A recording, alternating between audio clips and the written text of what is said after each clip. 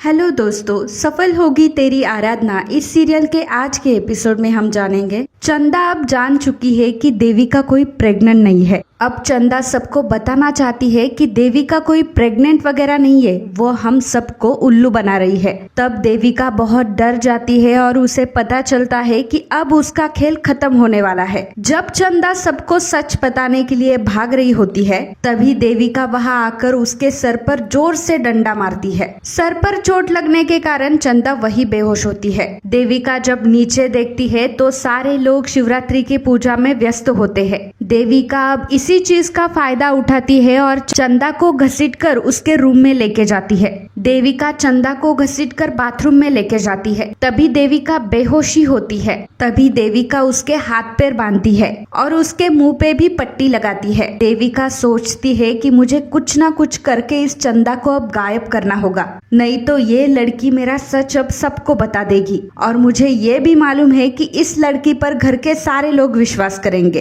तभी देविका को दरवाजा खटखटाने की आवाज आती है। देविका जब देखने जाती है तब आराधना देविका के रूम के दरवाजे के पास ही खड़ी होती है। दोस्तों, आराधना सीरियल के डेली एपिसोड पाने के लिए अभी हमारे चैनल को सब्सक्राइब करो ताकि आराधना के लेटेस्ट एपिसोड आप टीवी से पहले जान सके। देविका तब आराधना से कहती है कि तुम्हारी हिम्मत कैसे हुई मेरे रूम में आने की। तब आराधना भी देविका को जवाब देती है कि देविका, मैं तुम्हारे रूम में नहीं आई तो तुम्हारे रूम के बाहर ही अभी तक खड़ी हूँ। मैं सिर्फ तुम्हें शिवरात्रि का प्रसाद देने आई थी। देविका हंसती है और कहती है कि तुम और मुझे प्रसाद देने आई थी, जरूर तूने इस प्रसाद में कुछ ना कुछ तो मिलाया है। आराधना कहती है कि देविका, मैं तुम्हारी तरह नीच तो नहीं हूँ कि मैं ऐसे काम करूंगी, और वैसे भी मैं यहाँ तुम्हारे लिए नहीं आई थी। तुम्हारे पेट में जो भारद्वाज का वंश है उसे भगवान का प्रसाद मिले, उसे भगवान का आशीर्वाद मिले, इसलिए मैं तुम्हें प्रसाद देने आई थी। तब देविका प्रसाद लेती है और आराधना से कहती है कि अब तो तूने प्रसाद दिया है ना, अब तुम जा सकती हो। आराधना वहां से जाती है। तभी उसे बाथरूम से कुछ आवाजें आती है।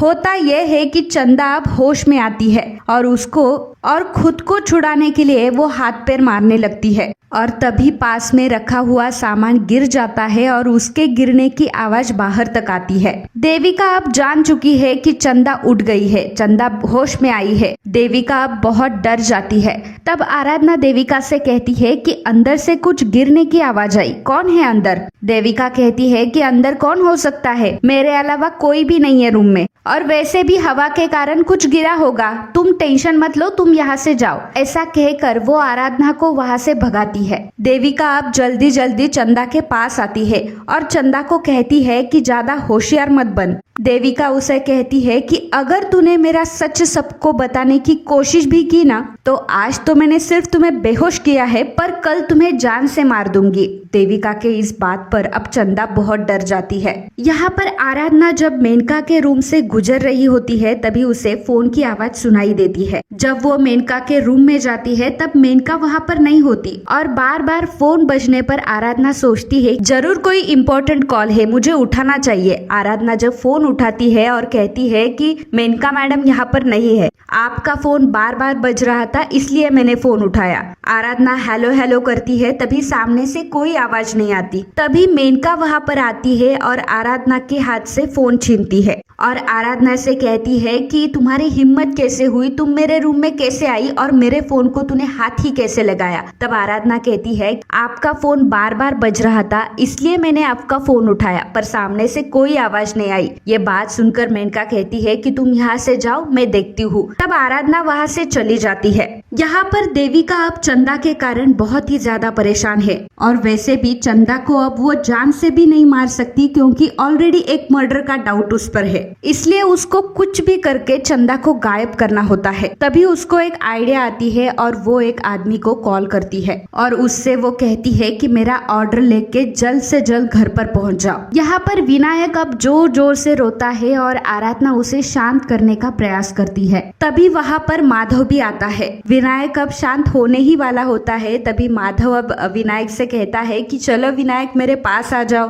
और वो आराधना से कहता है कि विनायक को तुम मुझे दे दो, मैं उसे संभालता हूँ, अगर वो मेरे गोदी में आएगा तो शांत हो जाएगा। विनायक शांत तो नहीं होता पर और जोर से रोने लगता है। तब आराधना माधव से कहती है कि मैं 1 घंटे से कोशिश कर रही हूँ विनायक को शांत करने के लिए, अब वो शांत हो ही रहा था तो आपने उसे लिया और मेरी सारी 1 घंटे की मेहनत बर्बाद कर दी। तब माधव कहता है कि नहीं नहीं, मैं करता हूँ ना, जब विनायक मेरे पास आता है ना तब वो शांत हो जाता है। माधव विनायक से कहता है कि क्या हुआ विनायक, तुम इतने क्यों रो रहे हो? आखिर तुम्हारे माँ की तरह मुझ पर तुम नाराज हो क्या, या फिर तुम्हारे माँ ने मेरी कोई शिकायत की है? ऐसा कहकर आराधना भड़क जाती है और कहती है कि आपने ऐसा सोचा भी कैसे कि मैं आपकी शिकायत कर सकती हूँ? मैंने आज तक आपके परिवार में किसी को भी आपकी शिकायत की है? आखिर आपने सोचा भी कैसे? सिर्फ और सिर्फ एक बार मैंने आपसे शिकायत की है और वो खुद मैंने आपको ही बताया है आपके बारे में, फिर भी आप मेरे बारे में ऐसा कह रहे हो। तभी माधव उससे कहता है कि आराधना, पिछली बार तूने जो मेरे से शिकायत की थी ना वो मुझे बहुत अच्छी लगी थी, क्योंकि जिस इंसान से हम प्यार करते हैं ना उसी से ही शिकायत करते हैं। तुम मुझसे शिकायत करो, मुझे अच्छा लगेगा। माधव की ये बात सुनकर आराधना को बहुत अच्छा लगता है और वो शर्मा जाती है। तभी माधव अब विनायक से कहता है कि विनायक, अब तुम शांत हो जाओ और तुम्हें भी अगली बार मैं जरूर शांत करूंगा। माधव जब वहाँ से चला जाता है तब आराधना अब विनायक को लेकर गार्डन में आती है। तभी वो देखती है कि मेनका किसी से बात कर रही होती है। आराधना मेनका की सारी बातें सुनती है। मेनका किसी से कहती है कि मैं तुम्हारी हर एक मदद करूंगी, पर तुम मुझे ऐसे कभी भी कॉल मत करना। अच्छा हुआ कि जब आराधना ने तुम्हारा कॉल उठाया तो उसे कोई शक नहीं हुआ, नहीं तो आज बहुत बुरा होता। और आज शाम 8 बजे मैं तुम्हें मिलने आऊंगी। ऐसा कहकर मेनका फोन रखती है। आराधना ये सारी बातें सुनती है और कहती है कि मेनका मैडम ऐसे अकेले में क्यों बात कर रही है? इसका मतलब मैंने जब मेनका मैडम का कॉल उठाया था और सामने से कोई आवाज नहीं आ रही थी, तो सामने वाला जो भी कोई इंसान था वो मुझे जानता था, पर मेनका मैडम ने मुझे क्यों बताया कि वो रॉन्ग नंबर था?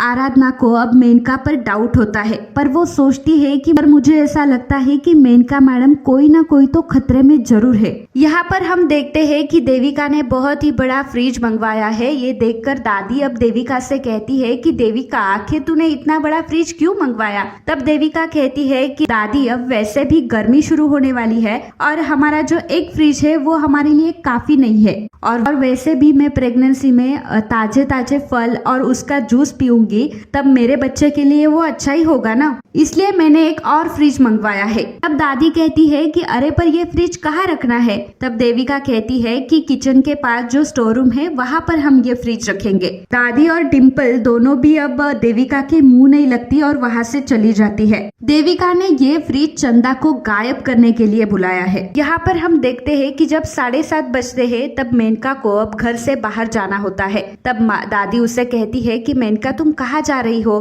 तब मेनका कहती है कि दादी, मुझे मार्केट जाना है, मुझे एक इम्पोर्टेंट काम है। आर्यन के लिए मुझे कुछ सामान लेना है क्योंकि वो सामान मुझे लंदन भेजना है। दादी कहती है कि ठीक है, पर जल्दी से आओ। आराधना ये सारी बातें सुनती है क्योंकि तब वो किचन में ही रहती है। तब आराधना सोचती है, मुझे जानना होगा कि आखिर इनका चल क्या रहा है, वो कोई बड़ी मुसीबत में तो नहीं ना फंसी। इसलिए जब मेनका घर से बाहर जाती है तभी उसके साथ अब आराधना भी उसके पीछे से निकलती है। आराधना देखती है कि खुद की गाड़ी होकर भी मेनका टैक्सी से क्यों गई। तब आराधना का मेनका पर डाउट और बढ़ जाता है और वो कहती है कि कुछ ना कुछ तो गड़बड़ जरूर है। जब मेनका टैक्सी लेकर वहाँ से चली जाती है, पीछा करते हुए आराधना भी टैक्सी लेती है और उसका पीछा करती है। तो दोस्तों, आपको क्या लगता है कि मेनका का असली चेहरा आराधना के सामने आएगा या नहीं? कमेंट करके हमें जरूर बताना। Thank you.